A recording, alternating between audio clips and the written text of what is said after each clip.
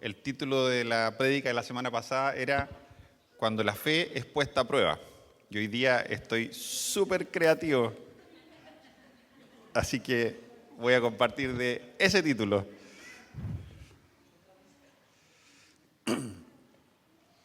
Voy a hablar de un pasaje distinto, voy a llegar a un punto diferente, pero la semana pasada, muy resumidamente, lo que compartí fue que cuando estamos en tiempos difíciles y nuestra fe flaquea, una forma de permanecer y de ser animados es tomar decisiones que nos alineen con las cosas que sabemos que Dios nos dijo, aunque parezca como contraintuitivo. Y a veces Dios nos dice cosas y tenemos como súper clara la película de lo que Él nos dijo proféticamente en su palabra o a nuestro corazón, pero cuando las cosas se desmoronan, uno se siente amenazado a tomar decisiones que te protejan en vez de que te expongan. Y a veces obedecer a Dios parece que nos expone, aun cuando en teoría uno sabe que ese es el lugar más seguro, es la dirección más sana en la que podemos ir. Pero lo que nuestros ojos naturales ven nos dice lo contrario y eso hace que uno quiera autopreservarse y muchas veces tomamos decisiones necias, contrarias a la fe. Entonces la idea principal era animarnos a tomar decisiones que se alineen con lo que Dios nos ha dicho. Ya sea si Dios te ha dado una palabra profética que marca como el futuro de tu vida o si Dios te ha dicho algo sencillo acerca de tu pega que impacta las próximas 3 semanas, pero que cuando haya dudas o tiempos difíciles o dolor o cansancio, podamos tomar esto de escribir si es necesario para recordarnos lo que Dios nos ha dicho y para tomar decisiones que nos lleven en esa dirección. Para eso estuve compartiendo la vida de José, que aparece en el libro de Génesis, y conté cómo este hombre recordó a su alma tantas veces y llegó a tal convicción de que Dios estaba con él, que las promesas que recibió tardaron 13 años en cumplirse, y no solo él resistió, sino que hay testimonio de las distintas personas que interactuaron con él y le confiaron tareas importantes, de que era un tipo que florecía en los espacios más inhóspitos, ¿ya? Hoy voy a compartir acerca de este pasaje que aparece en los 3 evangelios sinópticos, pero voy a compartir específicamente la narración del evangelio de Marcos, de este momento en el que Jesús calma la tormenta, ¿ya? Pero voy a partir leyendo los primeros 3 versículos de este salmo muy conocido, que es el Salmo 27. Y dice así, Salmo de David: Jehová es mi luz y mi salvación. ¿De quién temeré? Jehová es la fortaleza de mi vida. ¿De quién he de atemorizarme? Cuando se juntaron contra mí los malignos, mis angustiadores y mis enemigos, para comer mis carnes, ellos tropezaron y cayeron. Aunque un ejército acampe contra mí, no temerá mi corazón. Aunque contra mí se levante guerra, yo estaré confiado. Espíritu Santo de Dios, oramos y nos ponemos de acuerdo porque mi anhelo para poder compartir hoy es poder levantar juntos nuestra confianza acerca de que tú tienes el control y nosotros podemos descansar. Y que podamos ejercer fe para reprender la tormenta, confiados en que tú estás por sobre ella y que tu poder no puede ser contenido por ella. Así que te pido, Espíritu Santo, que tú abras nuestros ojos y también nuestro corazón de par en par para que esta verdad quizás sencilla en cuanto a la historia, pero profunda en cuanto al impacto que puede causar en nuestro corazón, encuentre en nosotros una disposición de fe. Y que esto nos fortalezca, nos anime y nos ponga en el lugar en el que clamamos para que tú irrumpas y transformes la realidad. En el nombre de Jesús, amén. Amén. les dije, voy a hablar de este pasaje donde Jesús calma la tormenta, un pasaje muy conocido. Primero, como para tirar algunos puentes que nos ayuden a entender un poquito mejor y vincularnos nosotros con la idea. El concepto de tormenta en la Biblia puede tener como hartos significados distintos según el contexto en el que se esté hablando.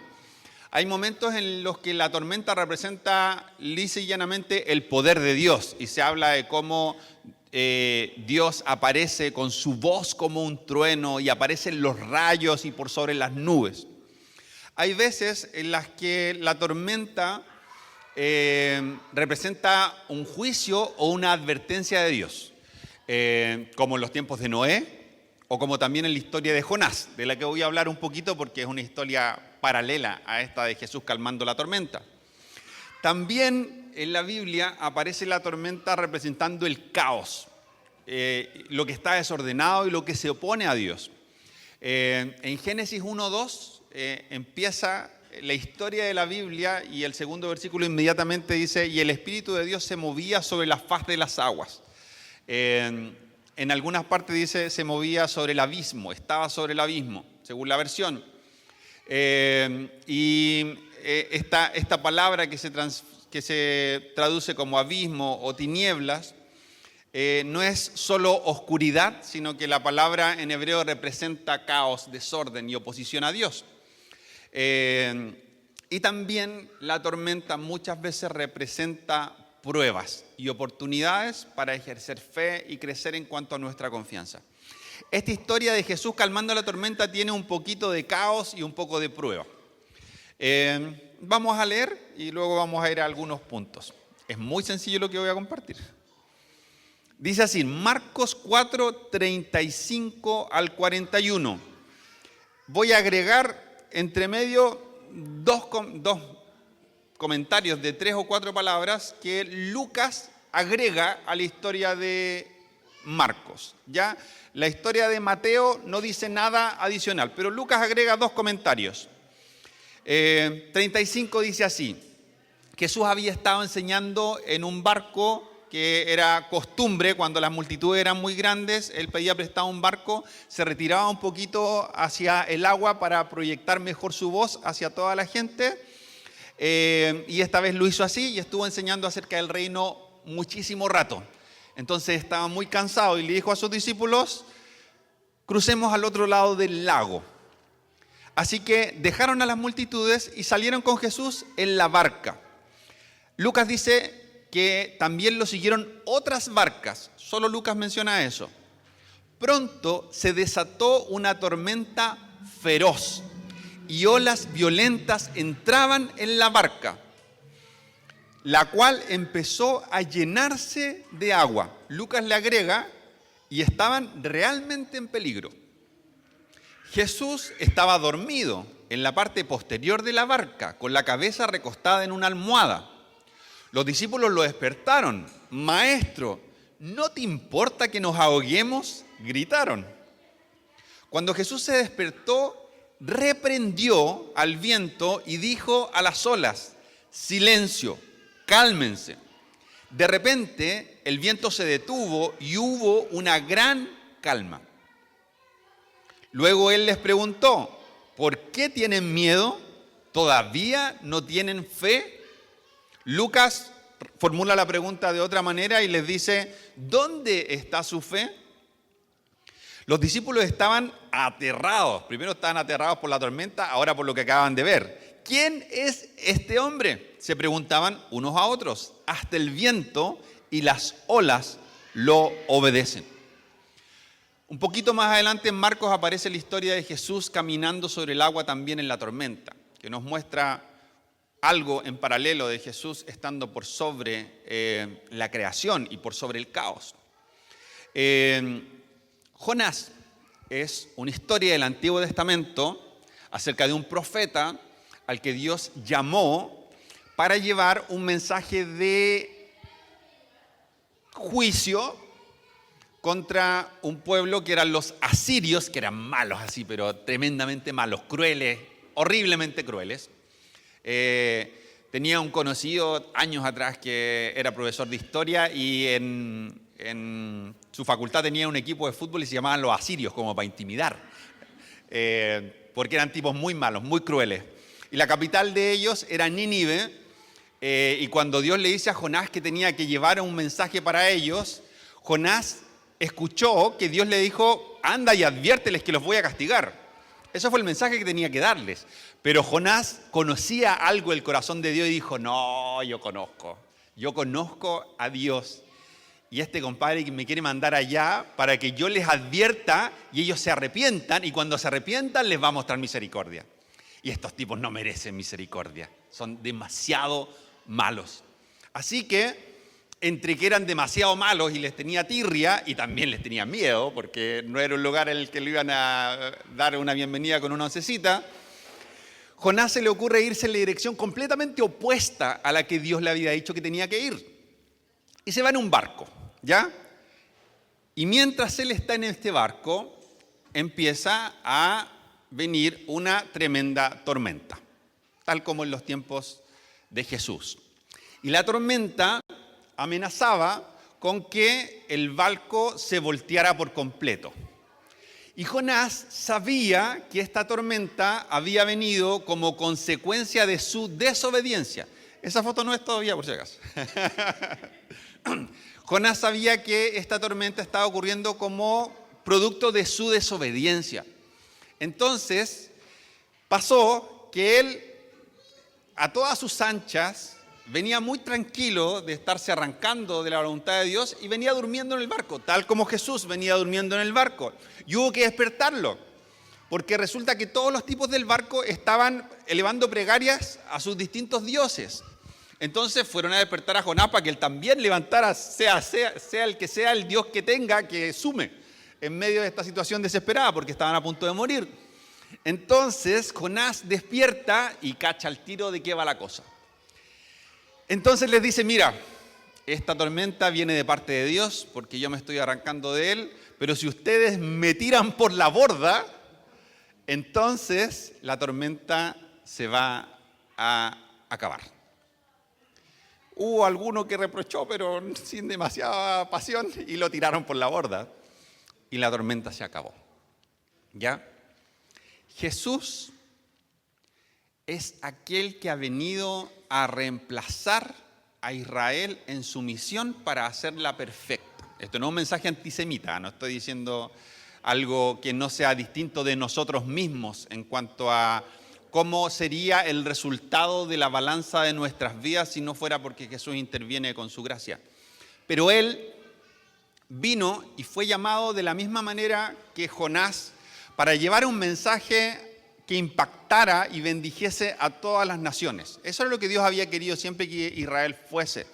Y Jonás fue llamado a eso, a dar un mensaje que trajera arrepentimiento a personas de otras naciones distintas de Israel.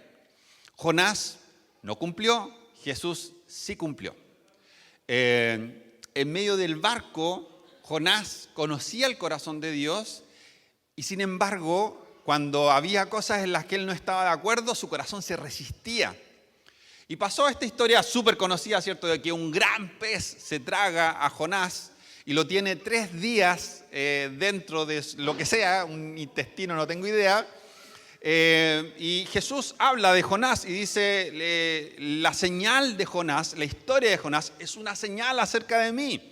Porque nos acerca al entendimiento de cómo Jonás experimenta un tipo de muerte y al tercer día él ora a Dios y sale de las fauces del pez y vuelve a la vida.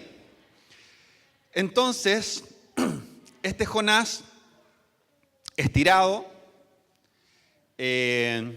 finalmente el pez lo bota después de 3 días, se arrepiente, le pide perdón a Dios y va a hacer lo que Dios le dijo que hiciera. Llega donde los asirios y pasa justo lo que él no quería. Los compadres se arrepienten. Entonces Dios decide no castigarlos. Y Jonás estaba enojadísimo. Y se fue así pateando las piedras. Se torció un tobillo incluso porque tanto enojo pateó una piedra grande que no se podía. Iba furioso. Y en su furia, cansado, pilló un arbolito y se sentó debajo de él porque había sombra. y cuando despertó el árbol se había secado. Y se enfureció más todavía porque hacía mucho calor y lo único que quería era tener un poco de sombra. Entonces alegó y Dios aparece y le vuelve a hablar y le dice: Jonás, ¿por qué estás tan enojado? Por esta porquería de árbol, que era lo único bueno que me había pasado en medio de esta tarea horrible que me diste. Y Dios le dice: estás enojado por un árbol que se seca porque te dio un poquito de sombra una pura tarde y esperas que yo no sienta amor por todo un país de personas que se arrepienten. Y le tira la oreja así, heavy. Pero la historia de Jesús es una historia muy distinta. En las mismas circunstancias, Jesús duerme no porque se está desconectando de los planes de Dios para él, sino porque está en control, está en paz absoluta.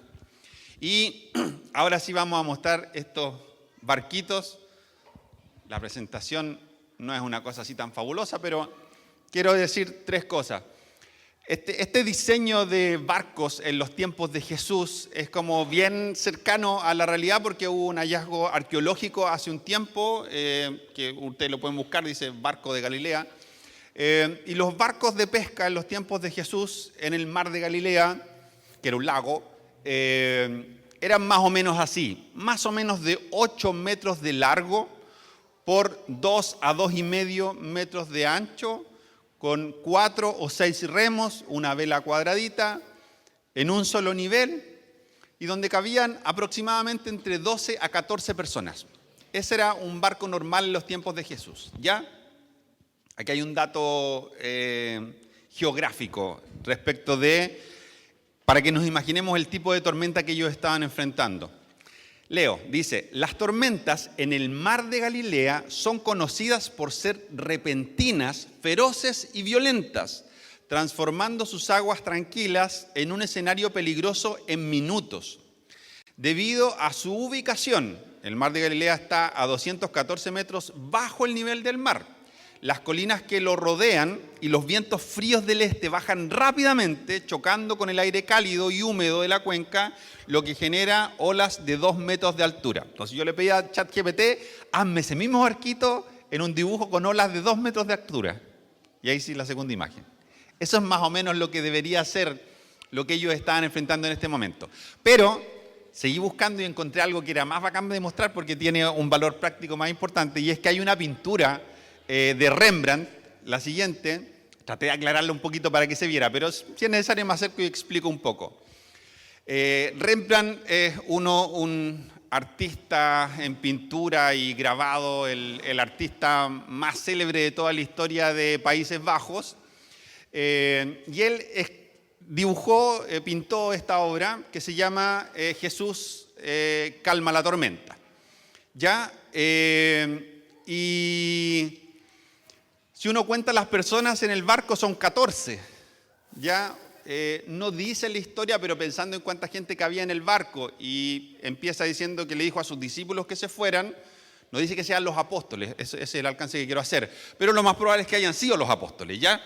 Pero hay 14 porque ese ser humano de ahí es Rembrandt, se dibujó a sí mismo en la historia y aparece con cara como de nada, así como, ¿qué está pasando? ¿Qué vamos a hacer? Y creo que la interpretación de este artista termina siendo una forma de posicionarnos a nosotros mismos en ese mismo barco. Y además ahí nos muestra cómo estas olas de 2 metros no solo venían como desde distintos frentes de manera asimétrica, sino que también podían venir desde abajo, y evidentemente cuadra con lo que dice el relato y complementa Lucas. O sea, dice que estaban en verdadero peligro, y dice que las olas estaban amenazando con voltear al barco y que estaba entrando agua al barco. Entonces estaban en un peligro real.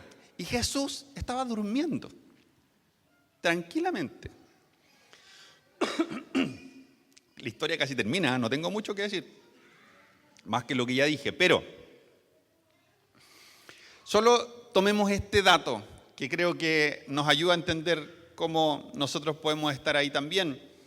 Y es que la Biblia dice que Pedro, que Juan y que Santiago eran pescadores, ¿ya? Andrés, el hermano de Pedro, también. Pero no se menciona el oficio de los otros discípulos, salvo de Mateo, Leví, que era cobrador de impuestos.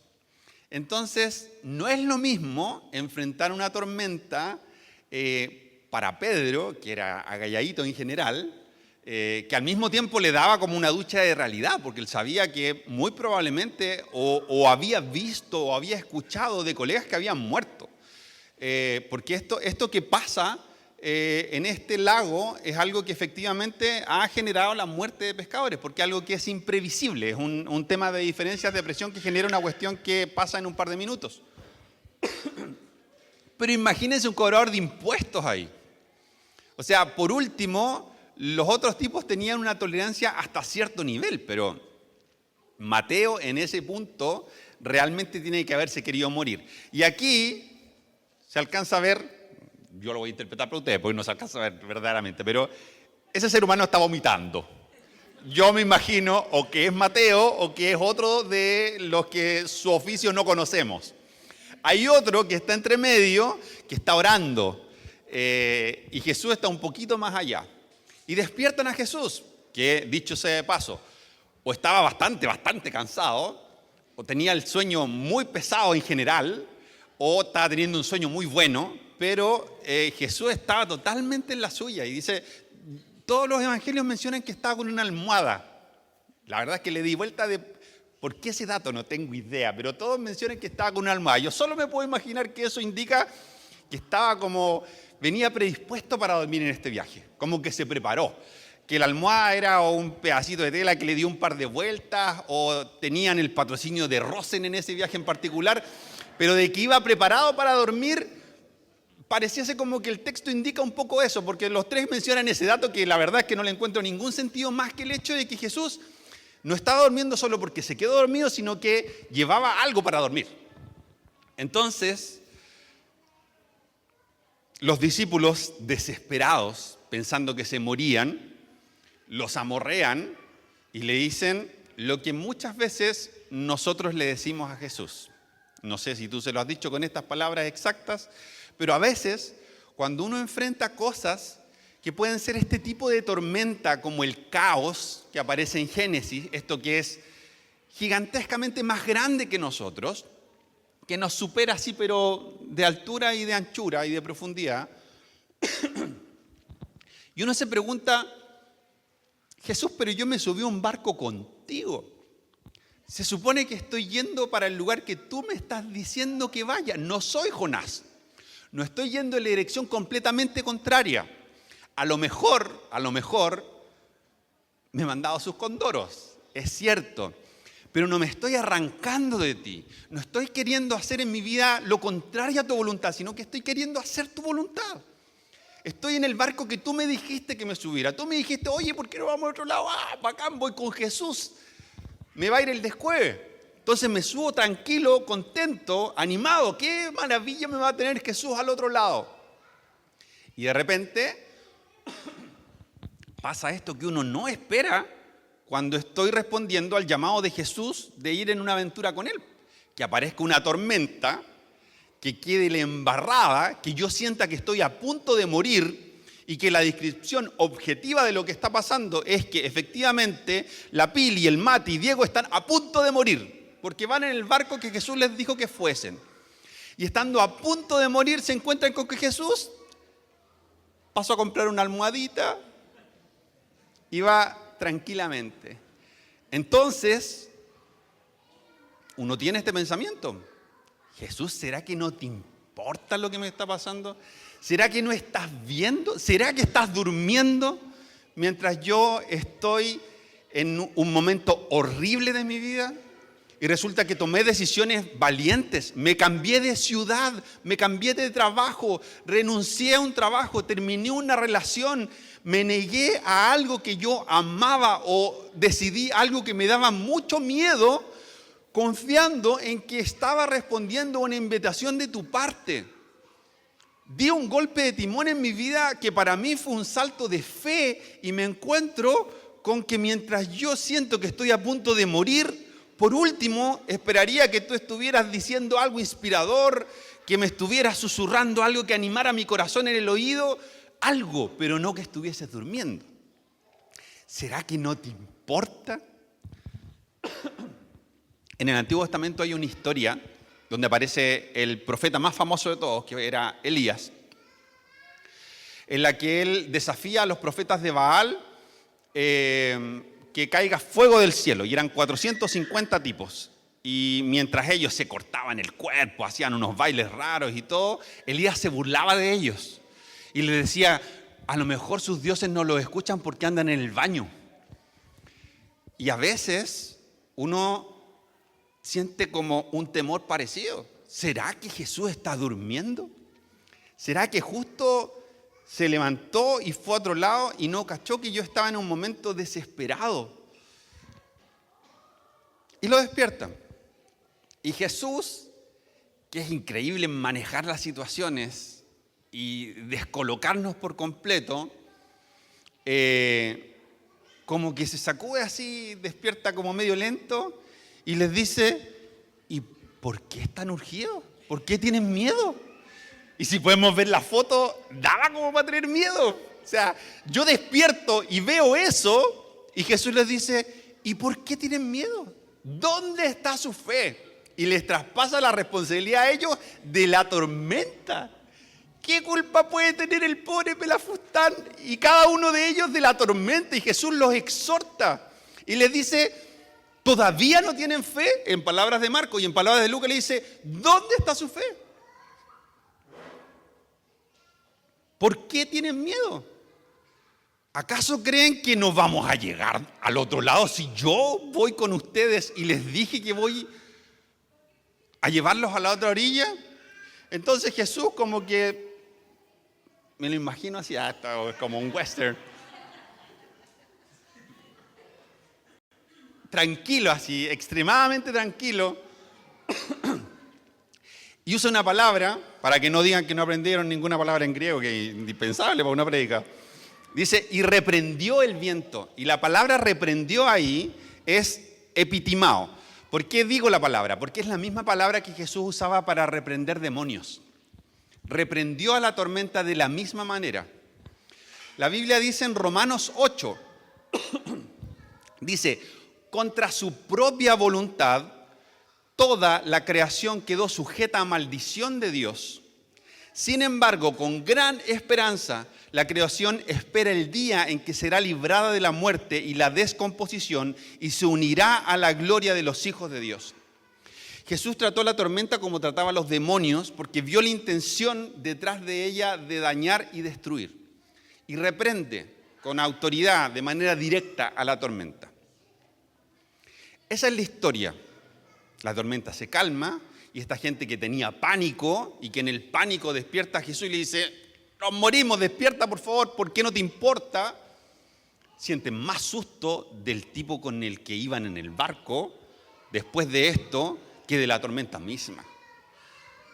¿Quién es este que incluso el viento y las aguas le obedecen? Y termina la historia.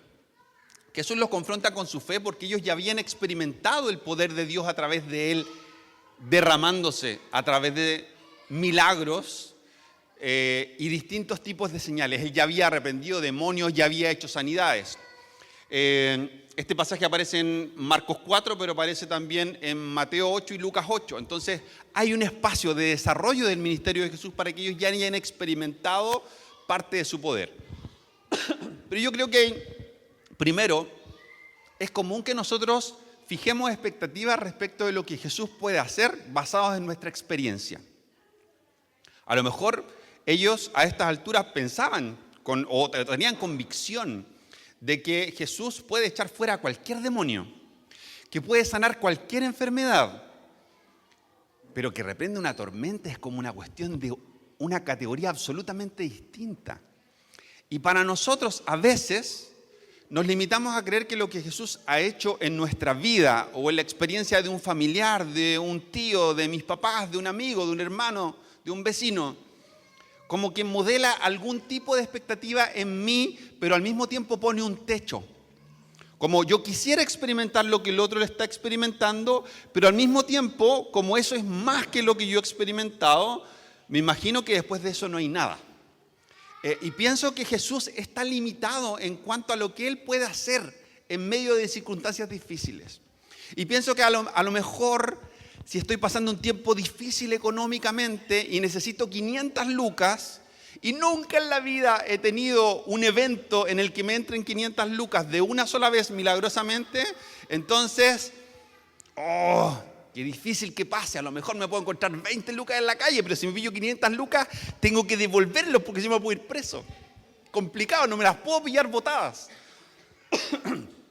Y experimento que Dios viene y aparece en 500 lucas. ¡Wow! Y resulta que 8 años después me encuentro en una situación financiera donde me faltan 100 millones de pesos. No, aquí Jesús ya ni una posibilidad. Pues 500 lucas puede ser, pero 100 millones de pesos imposible. Y en cualquier área de nuestra vida nos imaginamos que Jesús tiene un límite, que algo tiene que ver con nuestras expectativas y experiencias. Pero Jesús siempre es más. No está limitado por ninguno de nuestros preconceptos, porque Él está por sobre absolutamente todo. Está por sobre el caos, por sobre la tormenta, por sobre la enfermedad, por sobre la angustia, por sobre absolutamente cualquier cosa.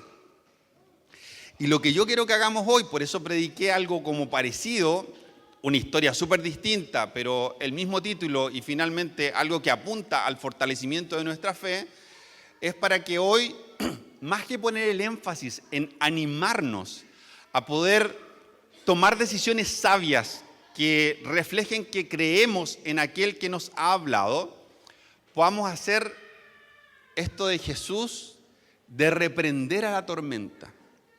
Que podamos tener un tiempo de oración en el que nos unamos en fe para declarar sobre nuestra vida el que Jesús está por sobre el caos y Él puede detener el caos.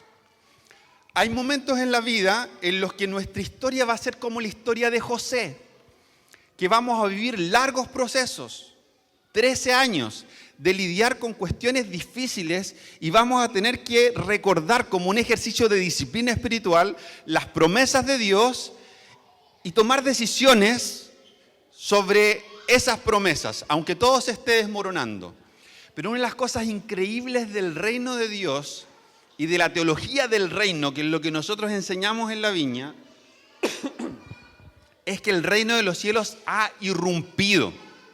Y nosotros creemos que la irrupción del reino se ha manifestado en que Jesús inauguró el final de los tiempos con su irrupción en la historia.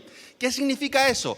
Que el futuro, donde todo está consumado, el cielo, donde toda la victoria de Dios ya llegó a su clímax, ha irrumpido en el presente y trae destellos de la gloria de Dios. Por eso la gente puede sanar, pero al mismo tiempo sabemos que aunque yo ore con fe, no se sanan todos. ¿Cómo es eso? Es que el reino de los cielos ha irrumpido, pero su consumación todavía no llega. Pero la irrupción es real. Hay una batalla entre dos reinos. El decreto de la victoria del cielo ya fue establecida en la cruz, pero el ejército enemigo todavía no se retira.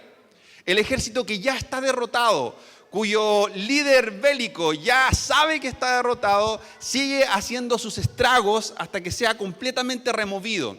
Pero dado que el ejército de Dios ya ganó la batalla, la gente hoy puede sanar, la gente hoy puede resucitar. Y va a haber cosas que van a causar dolor igual, y va a haber cosas que van a hacer procesos igual. Va a haber cosas en las que vamos a tener que elegir ejercer fe. Pero si nos quedamos solo con eso, perdemos la perspectiva de lo glorioso que Jesús ya compró para nosotros con su sangre. Y es que yo puedo orar por fe, con fe, para que alguien sea sanado. Y yo no puedo controlar si la persona se sana o no. Dios no me pide que yo sane gente. Lo que me pide es que yo ore con fe para que Él sane gente. Y dado que es Él el que sana, Él el que resucita, Él el que anima, Él el que salva, Él el que calma la tormenta, yo oro y puedo descansar. Porque no está ni mi identidad, ni mi valor, ni importa si paso, no necesito exponerme a sentir que hay una vergüenza por orar con fe y que no pase nada. Me puedo exponer porque el resultado depende de Dios. Y yo puedo orar por 800 personas y que no se sane ninguna, y después orar por la 801 y que resucite. Porque Dios es Dios. Pero yo puedo vivir en la tensión de entender que en momentos tengo que resistir por muchos años, pero en momentos Dios quiere venir y decirme, oren con fe, que la tormenta caiga, que se calme. Si necesitas un milagro, que Dios haga un milagro. Si necesitas una sanidad, una provisión económica, una reconciliación, muchas gracias. Algo que está absolutamente fuera de tu alcance y de tus manos. Y te sientes una persona en un barquito y dices, tengo un problema que es imposible de solucionar para mí. No hay ninguna posibilidad. Y quiero vivir un proceso, pero es que resulta que la tormenta no me deja vivir un proceso. La tormenta me dice que me voy a morir ahora. ¿Qué hago cuando las circunstancias me hacen sentir que voy a morir ahora? No que tengo que resistir, sino que puedo morir en este momento. ¿Podemos orar?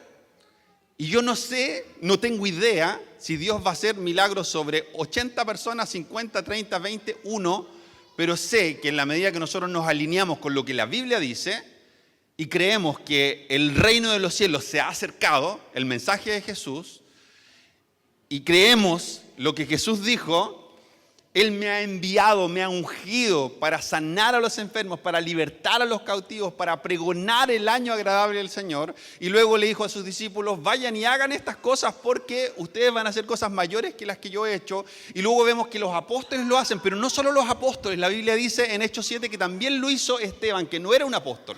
Entonces esto es verdad para los discípulos de Jesús. Y esto ha pasado a través de la historia de la iglesia.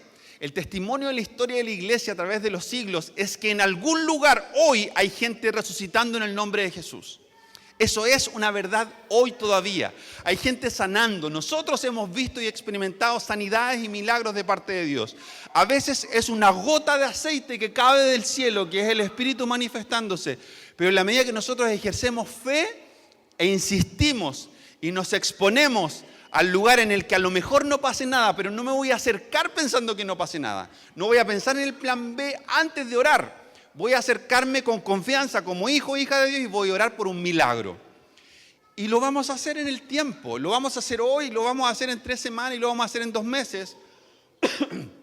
Y lo vamos a hacer muchas veces y lo vamos a hacer en las calles porque es una de las señales que siguen a los que creen. Y no necesariamente hay algo malo en ti que causa que no haya respuesta a tus oraciones pidiendo milagros. Puede haber pecado, sí, pero muchas veces implica la necesidad de cambiar nuestra manera de pensar y creer y exponernos a creer sistemáticamente hasta que vemos cómo Dios transforma la realidad. Entonces, muy a diferencia de la semana pasada, hoy no te quiero animar en tus decisiones, sino que te quiero desafiar a que todos juntos podamos orar por milagros. Y aquí es donde yo asumo que todos vamos a pasar adelante, ¿quién no necesita un milagro? En pedir no hay engaño de más, pero lo vamos a hacer con fe, lo vamos a hacer con entendimiento. Y si tú necesitas que Dios derrote una tormenta sobre tu vida que para ti es imposible de enfrentar, es demasiado grande, vamos a orar. Y vamos a orar, aquí es donde viene la pachorra, vamos a orar usando las palabras de Jesús. Vamos a reprender la tormenta. Porque se opone al plan de Dios sobre nuestras vidas. No quiere que lleguemos a la otra orilla porque nos quiere matar. Quiere matar tu fe, quiere matar tu sueño, quiere socavar tu identidad. Así que vamos a orar. Señor, yo en este momento necesito enfrentar esta batalla. Y por eso empecé leyendo el Salmo 27. Y mientras te invito a pasar, los invito a pasar ahora, para que oremos juntos por milagros, voy a repetir el Salmo 27. Jehová es mi luz y mi salvación. ¿De quién temeré? Jehová es la fortaleza de mi vida. ¿de quién he de atemorizarme? Cuando se juntaron contra mí los malignos, mis angustiadores y mis enemigos. Cuando se levantó contra mí una tormenta o un gigante o cosas imposibles. Nombra las cosas imposibles que estás enfrentando, que te hacen sentir pequeñísimo. Aunque un ejército acampe contra mí, no temerá mi corazón. Aunque contra mí se levante guerra, yo estaré confiado porque Jesús está en el barco. Y yo puedo recordarle a mi alma en las circunstancias en que olvido que Él está en el barco y está disponible para actuar y tiene el poder para transformar la realidad incluso. Así que vamos a orar para que Dios transforme la realidad. Eso es todo lo que nosotros podemos hacer. A veces vamos a orar una vez y va a venir el reino de los cielos y va a bajar la patada. Otras veces vamos a orar 400 veces para que pase. Pero yo nos animo a mantener la expectativa de vida en fe, porque esto es verdad. El reino de verdad ha irrumpido, Jesús de verdad ha ganado, su espíritu de verdad está en nosotros y en medio de nosotros, y su poder está disponible. Así que todos los que quieran hacer esta oración hoy, pueden acercarse, pasar adelante y vamos a orar para pedirle a Dios que personas sean sanadas, que personas sean libres, que personas experimenten soluciones sobrenaturales a cosas imposibles y todo lo que se te ocurra, que venga de parte de Dios. Ojalá no sea que muera tu vecino, ¿cierto?